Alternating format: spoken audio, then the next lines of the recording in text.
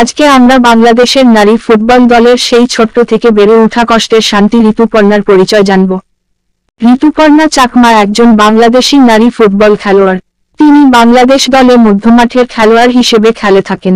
2021 সালের ডিসেম্বরে ঢাকার বীরশ্রেষ্ঠ শহীদ সিপাহী মোস্তফা কামাল স্টেডিয়ামে তিনি শ্রীলঙ্কার বিপক্ষে জোড়া গোল করেন। বাংলা সিনেমা দেখতে খুব পছন্দ করতেন ঋতুপর্ণা চাকমার জেঠিমা নীলবানু চাকমা। পশ্চিমবঙ্গের নায়িকা ঋতুপর্ণা সেনগুপ্তের ভক্ত নীলবানু তাই তো ভাইয়ের ফুটফুটে মেয়ের নাম রাখেন ঋতুপর্ণা। কিন্তু সিনেমা নাটকের চেয়ে ফুটবল মাঠই বেশি টানে ঋতুপর্ণাকে।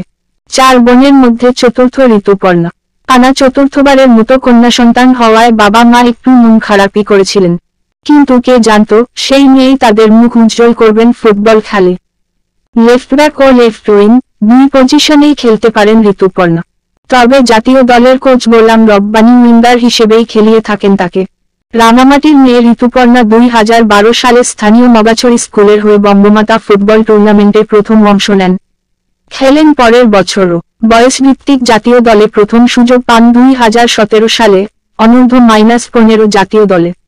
বাবা ব্রজবাসী চাকমা চাইতেন মেয়ে বড় ফুটবলার হবেন। অভাবের সংসারেও মেয়ের অনুশীলনের জন্য যাতায়াতের খরচ দিতেন। 2015 সালে ক্যান্সারে ভুগে মারা তার যান বাবা। মিকেএসপির উচ্চ মাধ্যমিকের ছাত্রী ঋতুপর্ণার একমাত্র ভাই পার্বণ চাকমাও বিদ্যুৎস্পৃষ্ট হয়ে মারা গেছেন গত জুন মাসে। এখন ফুটবল দিয়েই যেন সব দুঃখ ভুলতে চান ঋতুপর্ণা। গত বছর ঢাকায় অনূর্ধ্ব-19 সাফ চ্যাম্পিয়নশিপে শ্রীলঙ্কার বিপক্ষে করেছিলেন 2 গোল। এবারের সাফেও বদলি হিসেবে নেমে পাকিস্তান ও ভুটানের বিপক্ষে করেছেন 1টি করে গোল। বন্ধুরা, আজ এই ছিল ঋতুপর্ণা চাকমার পরিচয় নিয়ে।